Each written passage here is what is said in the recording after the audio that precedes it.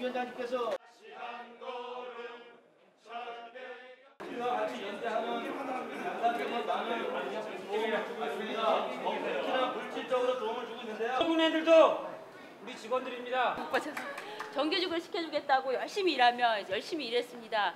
조그만 거 꼬투리 잡아도 무조건 잘못됐다고 빌고 열심히 술도 먹으러 다니고 잘 보이려고 노력했습니다. 근데 누구도 정규직 시켜주지 않았습니다.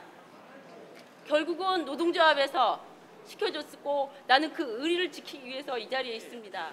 몇 년, 2003년인가 2004년도쯤에 그 회계비리, 113억 정도 되는 회계비리나 온갖 부정부패 같은 것 때문에 교육부 감사를 통해서 이제 그런 부정부패가 드러나고 쫓겨나게 됐었습니다. 그런데 그 이명박 대통령님께서 대통령으로 당선되고 나신 후 그 이명박 대통령이 가장 강하게 주장했던 거 한반도 대운하 4대 강산업 4대 사업을 추진하는데 가장 큰 결정적인 계기가 됐던 사람이 주명건 씨라고 알고 있는데요. 그 주명건 씨가 다시 실권을 잡게 되고 야금야금 조금씩 작업을 통해서 대학교 재단과 이 세종호텔을 먹어 들어오기 시작했고요. 그래서 결국에 2009년 그 주명건 씨가 이 세종호텔의 회장으로 결국에는 취임하게 됩니다. 그렇게 되자마자 당시 세종호텔 내 유일한 노조였던 세종호텔 노조는 열심히 막아보려 했지만 역부족으로 결국 그 사람이 이사가 되는 걸 막을 수가 없었고요. 회장이 되자마자 주명건 씨가 회장이 되자마자 그 주명건 씨의 측근이었던 호텔 밖으로 밀려나 있었던 사람, 잘리거나 밀려나 있었던 사람들이 다시 호텔로 돌아오게 되면서 본격적으로 저희 민주노조를 탄압하기 시작했어요. 그래서 임신한 제가 근무하고 있는 프론트 여직원을 임신한 지 5개월, 6개월이 되는 여직원을 11년 동안 일했던 업장 프런트에서 다른 커피숍이라는 곳으로 보내는 말도 안 되는 짓을 저질러서 지방노동위원회 구제 신청을 통해서 그분은 또 다시 복직을 하게 됐고요. 그것뿐만 아니라 연차나 연월차 수당 같은 것들을 주지 않으려고 직원들한테 강제로 사인을 받게 하다가 노조의 저항 때문에 무산되는 일도 있었고, 바로 7월 1일 복수노조가 시작되는 7월 1일 사측의 개입에 의해서 어영노조가 세종호텔 연합노조라는 어영노조가 만들어졌고요. 그 어영노조는 회사 간부급들이 중심이 돼서 각 업장에 있는 일반 사원들을 강하게 압박해가지고 모두 세종노조를 탈퇴하게 만들고 그 연합노조에 강제로 가입하게 하는 작업을 통해서 호텔 내 직원들의 한 75% 정도를 연합노조로 다 옮기게 만들었습니다. 그리고 나서부터 그 전에 이제 세종호텔 노조와 맺었던 고용안전 협약이라든지 단체 협약 같은 것들을 노골적으로 무시하기 시작했고요. 그러던 와중에 이제 지난 9월 26일로 기억하는데요. 저를 포함해서 한 10명 가까운 세종노조 직원들을 본인이 일하던 곳에서 이전에 그 임신한 여직원청과 같이 이렇게 말도 안 되는 부당 정보를 시행을 했습니다. 그래서 몇몇 분들은 그 부당 정보를 이기지 못하고 그만두셨고요. 또 몇몇 분들은 부당함을 알지만 그 약간 두려운 마음에 그냥 가라고 한 곳으로 가서 일하고 계시고 그랬는데, 저를 포함해서 다른 조합원 2분, 3명, 합계 조합원 3명이 이 부당한 정보를 받아들일 수 없다라고 해서 이제 그 정보에 대항하기 위해서 싸우기 시작했고요. 그 때마침 또 이제 그 저희 호텔의 룸메이드 분들 중에 몇몇 분들이 이제 비정규직 분들이 계시는데요. 그 비정규직 분들이 2년이 넘었음에도 불구하고 정규직 전환을 시켜주지 않고 게다가 그 비정규직이라는 이유로 임금이나 상여나 그런 곳에서 차별을 두었었어요. 그래서 그거 역시 또 노동조합이 함께 그분들하고 싸워가지고 비정규직 차별 시정을 통해서 그 차별받았던 것들은 시정하도록 판결을 받았는데 2년이 지났음에도 불구하고 세종호텔 노조와 맺었던 단체 협약을 맺었던 2년 이상이 지난 비정규직 직원들은 정규직으로 전환한다는 그 약속을 어기고 또 그분들 정규직 전환을 거부하고 있습니다. 그래서 그분들과 함께, 그리고 또 아직 2년이 되지는 않았지만 그 호텔 내에 또 여러 비정규직 룸메이드 파트라든지 이곳저곳에 비정규직 분들이 계신데요. 그분들 또 이제 그분들의 교용을 안정시키고 하기 위해서 또 그리고 일정 기간이 지난 후에 비정규직에서 정규직 전환을 하도록 보장하라는 의미에서 그분들과도 함께 이렇게 싸움이 시작되었고요. 그렇게 되면서 한 3개월여 동안 세종호텔 노조가 생긴 지가 35년이 되었었는데 한 번도 해보지 않았던 야외에서 매주 집회를 하고 그다음에 상급단체 한국노총에서 상급단체를 민주노총으로 바꾸면서 민주노총 서비스연맹과 또 지역사회에 있는 여러 사회단체들의 도움과 연대를 얻어가지고 밖에서 선전전도 하고 여러 곳에 어떤 뭐 기사라든지 보도자료도 뿌리고 그러면서 싸움을 시작했습니다. 싸움만 한 건 아니고요. 그럼에도 불구하고 계속 회사와는 대화를 하겠다는 의지를 계속 표명했고, 하지만 회사가 이제 대화는 하려 하지 않고 교섭을 거부한 채로 그 새로 생긴 어용노조인 그 연합노조하고 일방적으로 임금 협상을 그냥 맺어버렸습니다.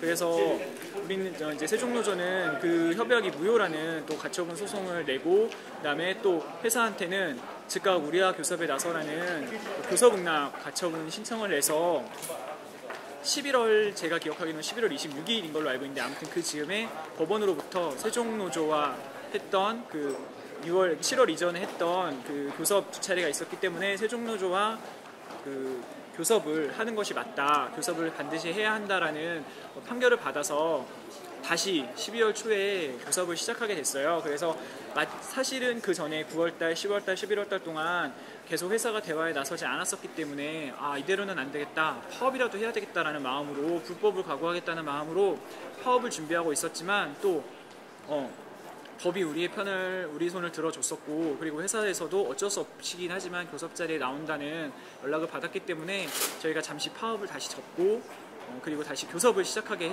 됐습니다. 그런데 한 10차례 가까운 교섭을 계속 시행했는데요.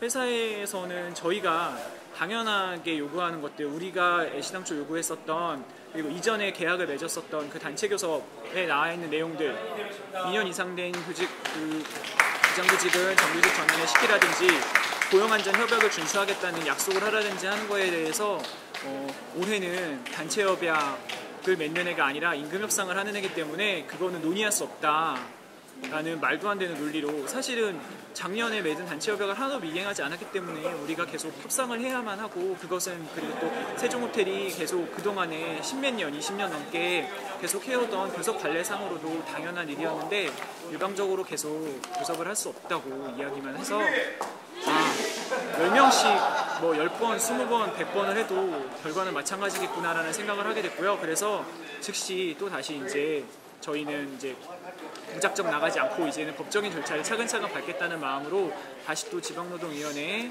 이제 조정 신청을 넣었어요. 그래서 지방노동위원회에서 이제 와가지고 조사를 하고 중재하는 2주, 한 열흘 정도 되는 중재 기간이 있었는데, 그 조정 기간 동안에 조정 마지막 날 그 12시를 넘겨 새벽 2시까지 한 12시간이 넘는 시간 동안에도 지방노동위에서 뭔가 조정안을 마련해 보려고 계속 사측을 압박하고 이렇게 조정을 하라고 이야기를 지방노동위원회에서 하는 그런 압박조차도 회사에서 전혀 들으려 하지 않아서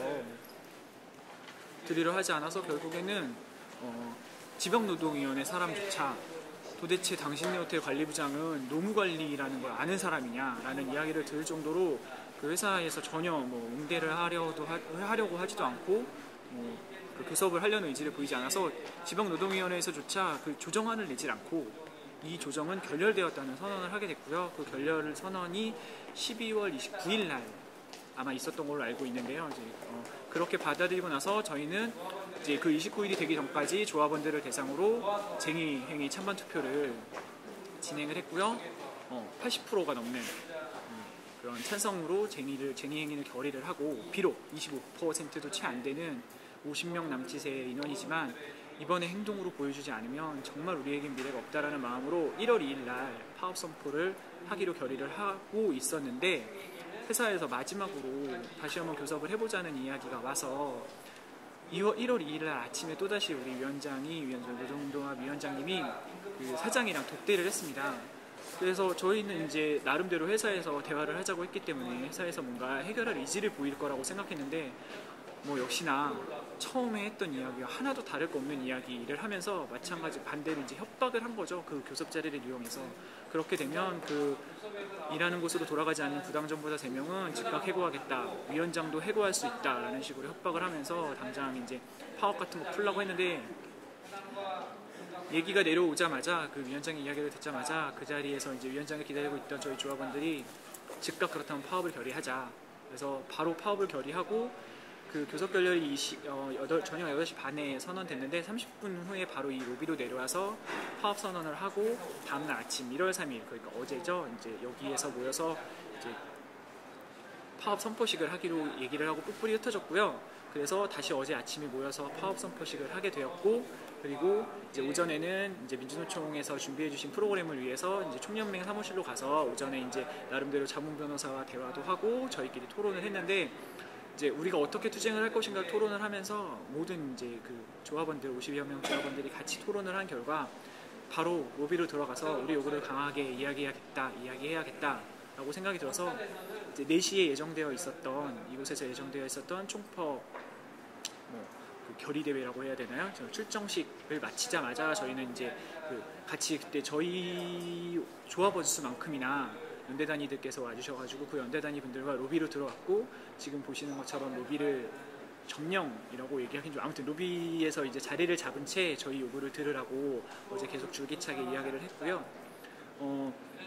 이렇게 압박을 시작하니까 이제 아마도 사측은 저희가 이렇게까지 빨리 움직일 거라고 생각하지는 못했던 것 같아요. 그냥 밖에서 출근 안 한 채로 싸우다가 지들 알아서 제프에 나가 떨어지겠지라고 생각한 것 같은데 오히려 저희가 빨리 움직이는 거에 당황했는지 이제 어제 저녁에 이제 민주노총 소속의 서비스연맹 위원장님이랑 그다음에 서울지역 본부장님이 그 사장과 면담을 하게 됐고 사측에서 성실하게 대화에 임하겠다라는 약속을 받고 연대단체 분들은 이곳을 비워주시기를 약속을 하고 그러고 난 다음에 이제 이 자리를 비우고 나신 후에 9시에 우리 쪽 교섭위원과 사측 교섭위원이 만나서 이제 1차 교섭 회의를 했고요. 그 자리에서 대화와 교섭으로 모든 걸 해결해 보겠다라는 의지를 사측에서 보였다고 합니다. 그래서 이제 하지만 그것만 믿고 저희가 이 자리를 떠날 수는 없는 거잖아요. 그래서 계속해서 사측한테 우리는 이것이 끝날 이 사태가 원만하게 해결되기 전까지는 이 자리를 떠날 생각이 없다는 걸 보여주기 위해서 이곳에서 모여 있고요. 저희가 처음 하는 파업임에도 불구하고 그리고 그 아주머니들이나 저를 포함해서 이제 결혼한 지 1년이 안 된 신혼부부들이나 그런 사람들이 굉장히 많은데도 불구하고 집안에서의 동의나 지지도 없고 또는 아이들한테 애기 아빠들이나 애기 엄마들은 아이들의 동의도 얻어서 나와서 끝날 때까지는 이곳을 떠나지 않겠다. 여기서 먹고 자고 하면서 싸우겠다는 마음으로 하고 있고 이제 어제 어제에 이어서 오늘 교섭을 하고 위원장님이 저기 내려와서 이야기를 하고 계신데 무슨 이야기가 나왔는지 모르겠지만 제가 들은 정보에 의하면 이제 사측 그 관리부장이라는 사람이 우리한테 내줄 수 있는 게 별로 없다는 식으로 이야기를 했다는 이야기를 들은 적이 있어요. 그래서 저희는 어떤 일이 있어도 저희가 원하는 거를 다 할 수는 없을 수도 있지만 최소한 저희가 꼭 지켜내야 하는 것들을 지킬 때까지는 이곳에서 떠나지 않고 끝까지 같이 싸우겠다고 약속했고 그리고 제가 개인적으로 생각했던 것보다 훨씬 더 많은 분들이 훨씬 더 확고하고 강한 마음을 가지고 이곳에서 계시고 같이 싸우고 계시고요. 그래서 저희가